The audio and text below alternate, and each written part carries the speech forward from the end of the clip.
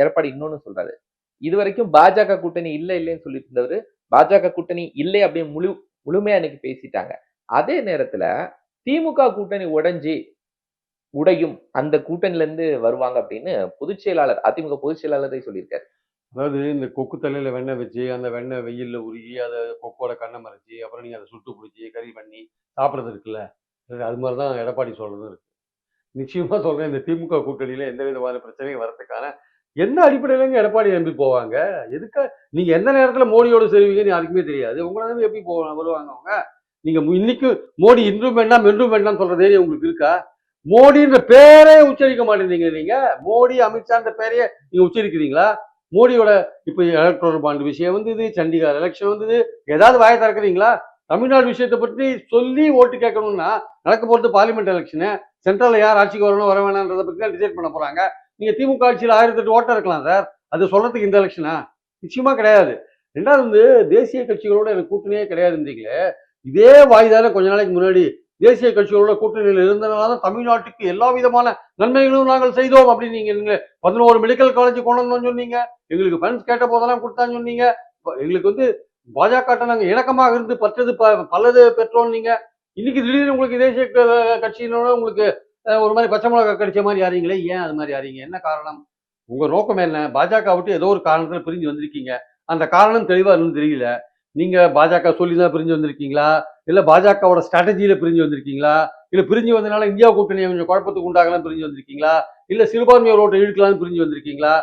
சிறுபான்மையோர் ஓட்டை இழுக்குதுன்னா நீங்க தெளிவா இருக்கணும். இன்னைக்கும் மோடி வேண்டாம், என்றைக்கும் மோடி வேண்டாம், தேர்தலுக்கு அப்புறமா வேண்டாம், எப்பவும் வேண்டாம்னா சிறுபான்மையோர் உங்களை நம்பி ஓட்டு போடுவான். எஸ்டிபிஐ யோசிச்சுட்டு இருக்கான், நாளைக்கோ வெளில போப்பான்னு நினைக்கிறாங்க. அதனால பாயிண்ட் என்னன்னா வந்து நீங்க என்றைக்கும் மோடி வேண்டாம் என்கிற லைன்ல நீங்க என்னைக்கு எடுக்கிறீங்களோ அன்னைக்குதான் சிறுபான்மையோரும் தலித்து உங்களை நம்புவாங்க. அது வரையும் உங்களை நம்பவே மாட்டாங்க. நீ எவ்வளவுதான் பணம் வச்சிருந்தாலும் எந்த தொகுதியில எத்தனை தடவை போட்டி போட்டாலும் உங்க ஆட்களே போட்டி போடுறதுக்கு வரமாட்டேன்னாங்களே. ஏன்னா கூட்டணி இல்லாட்டி வின் பண்ண முடியாது. அதிமுக இருக்கிற பல பேர் இன்னைக்கு வந்து வேட்பாளராக வரதுக்கு விரும்பல. ஏன்னா வின் பண்ண முடியாது. பாஜகவோட கூட்டணி இருக்கணும், ஒன்றுபட்ட கூட்டணி. பாஜக இல்ல, ஒரு வலிமையான கூட்டணி. திமுகவை எதிர்த்து ஒரு வலிமையான கூட்டணி இருந்தாதான் ஒரு 10 தொகுதியில நம்ம வின் பண்றதுல கடும் போட்டி கொடுக்க முடியும்னு அவங்க நினைக்கிறாங்க. அப்படி இல்லாம நீங்க பாஜக தலைமையில ஒரு அணியும் அதிமுக தலைமையில ஒரு அணி இருந்தா தோல்வி உறுதி கண்டிப்பா. அதுல எந்த விதமான சந்தேகமும் தேவையே கிடையாது. ஓட்டுகள் கொங்கு மண்டலத்திலே பிரியும். கவுண்டர்கள் வந்து ஓட்டு போட மாட்டான். மோடிக்கு தான் ஓட்டு போடுவாங்க, எடப்பாடிக்கு ஓட்டு போட மாட்டான். இது உன் தேர்தல் கிடையாதுயா. 26 தான் உன் தேர்தல். அப்போ உங்களுக்கு ஓட்டு போட்டுக்கிறேன். இப்போ வந்து அண்ணாமலை அவரோட தலைவர் மோடிக்கு தான் எங்க ஓட்டுன்னு சொல்லிட்டு கொங்கு மண்டலத்திலே ஓட்டு புரியுங்க. இப்ப அதிமுக ஓட்டு இந்த முறை எடுக்கிறது ரொம்ப கஷ்டமான விஷயம் இல்ல, நியாயமான விஷயம், அடிப்படையான விஷயம். லாஜிக்கலா வந்து எடப்பாடியோட தலைமைக்கு வரப்போற 24 ஒரு அக்னி பரீட்சை. அவங்க ஓட்டு எவ்வளவு இருக்குன்னு இனிமேதான் தெரியும். அதே மாதிரி அண்ணாமலை பாஜக வளர்த்திருக்காரா இல்லையா, எவ்வளவு தூரம் வளர்ந்திருக்கு அவங்க ஓட்டு இந்த எலெக்ஷனால தெரியும். ஓபிஎஸ்க்கு சவுத்ல எவ்வளவு செல்வாக்கு இருக்கு, கட்சிக்காரன் செல்வாக்கு தானா, கம்யூனிட்டி செல்வாக்கு இருக்கா, அது இந்த எலெக்ஷன்ல தான் தெரியும். திமுகவுக்கு எவ்வளவு ஆன்டி இன்கம்பன்சி போயிருக்கு, அது இந்த எலெக்ஷன்ல தான் தெரியும். பாஜகவுக்கு மோடிக்கு எவ்வளவு கடுமையான ஆன்டி இன்கம்பன்சி இருக்கு, அது தமிழ்நாட்டில் இன்னும் தொடருதா 2019 மாதிரி, அது இந்த எலெக்ஷன்ல தான் தெரியும். இந்த மாதிரி பலவிதமான ஒரு கேள்விகளுக்கு பதில் சொல்லக்கூடிய ஒரு எலெக்ஷனா 24 இருக்கு. இதுல எதுக்கு வந்து ஒரு கேம்பிளிங் நடக்கணும்னு அதிமுக இருக்கிற பாஜக ஆதரவாளர்கள் யோசிக்கிறாங்க, பாஜக இருக்கிற அதிமுக ஆதரவாளர்கள் யோசிக்கிறாங்க. மோடி எண்மண் எண் மக்கள் யாத்திரை இன்றைய நிறைவு விழாக்கு வந்து கலந்து கொண்ட பிறகு தேர்தல்ல பல மாற்றங்கள் இருக்கும். கூட்டணி தொகுதி பங்கீடுல எல்லாம் பெரிய மாற்றங்கள் உருவாக்குங்கிறாங்க. இல்ல, அவர்களை பொறுத்த மட்டும் அதனாலதான் அதிமுக பாஜக எல்லாரும் அப்படியே அமைதியா இருக்காங்க.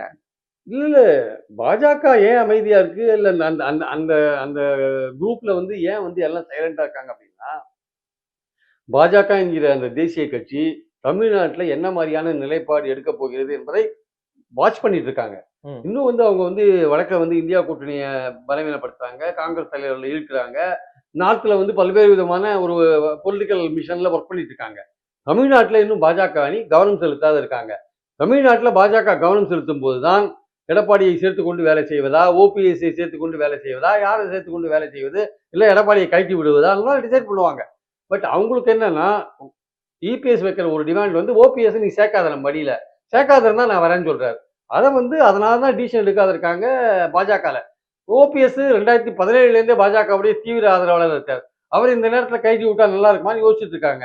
அந்த இடத்துல அவங்க ஒரு டிசிஷன் ஓபிஎஸ்ஆ இபிஎஸ்ஆன்னு ஒரு டிசிஷன் எடுத்தாங்கன்னா யாரை கட்டி விடுறாங்கன்னு தெரியாது. அதுக்கப்புறம் தான் இந்த கட்சிகள் இருக்குல்ல, தேமுதிக, பாமக, அந்த சில ஒன்மேன் ஷோலாம் இருக்கு இல்லையா, ஒன்மேன் கட்சிகள்லாம் இருக்கு இல்லையா, அவங்களாம் டிசைட் பண்ணுவாங்க. அதனால வந்து இப்போ பாஜகவுடைய அந்த ஆக்டிவிட்டிக்காக தான் அடுத்த கட்ட அந்த அவங்களுடைய பாய்ச்சல் எப்படி இருக்குன்னு பார்த்துட்டு தான் அவர்கள் பாஜக செய்கிற வச்சிருந்து தான் அவங்க எடப்பாடியை சேர்த்துருந்தாங்கன்னா அதுக்கேற்றபடி வாசனோ இல்லை பாமகவோ இல்லை தேமுதிகவோ எல்லாருமே அந்த கூட்டணியில் சேருவாங்க. 2 பேரும் பாஜக வந்து கயட்டி விடுறாங்க, எடப்பாடியை கயட்டியே விடுறாங்க, முடிவு பண்ணிட்டாங்க.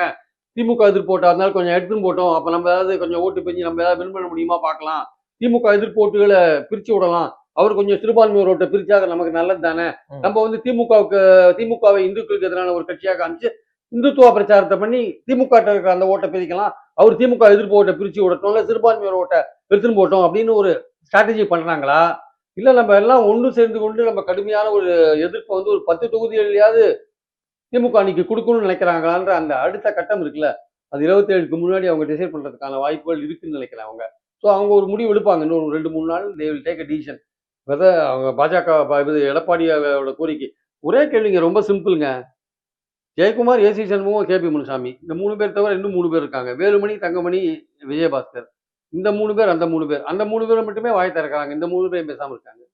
எல்லாம் பொறுப்புல இருக்காங்க, முக்கியமான பொறுப்புல இருக்காங்க. ஏன் வாய மூடி இருக்காங்க? பாஜகன்ற வார்த்தையை உச்சரிக்க மாட்டேங்கிறாங்க. ஏன்? எதுக்காக உச்சரிக்க மாட்டேங்கிறீங்க?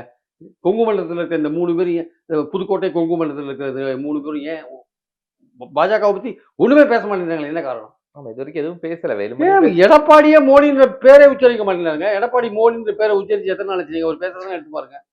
தேசிய கட்சின்னு சொல்றாரு தவிர மோடின்ற வார்த்தையை பயன்படுத்துறாரா, அமித்ஷான்ற வார்த்தையை பயன்படுத்துறாரா, இல்ல வேற ஏதாவது பயன்படுத்துறாரா, இல்ல 10 வருஷம் பாஜக ஆட்சியில நாடு குட்டி சுவர் ஆயிருக்கா, இல்ல நல்லா ஆயிருக்கா, ஏதோ ஒன்று சொல்லணும்ல, எதுவுமே சொல்ல மாட்டேன்ல. ஏன் சொல்ல மாட்டேங்கிறாரு? இவங்களும் கூட்டணியில இருந்தாங்க. கேட்டா தமிழ்நாடு முக்கியம் எனக்கு அப்படின்றார். தமிழ்நாடு முக்கியம் தான், பட் இந்த எலெக்ஷன் தமிழ்நாடு உங்களுக்கு முக்கியம் இல்ல, வரப்போற எலெக்ஷன் முக்கியம்.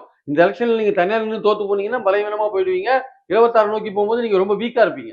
உள்ளூர் செய்திகள் உங்கள் விரல் நுனியில் 200 கோடி பார்வையாளர்களை கடந்து கிங் 24/7 ஊடகம் செய்தி, பொழுதுபோக்கு, உடல் நலம், தன்னம்பிக்கை, வேலைவாய்ப்பு, சினிமா செய்திகளை படிக்கவும் பார்க்கவும் பரவசப்படுத்தவும் ஒருங்கிணைந்த செயலியை அறிமுகப்படுத்துகிறது. Download king 24/7.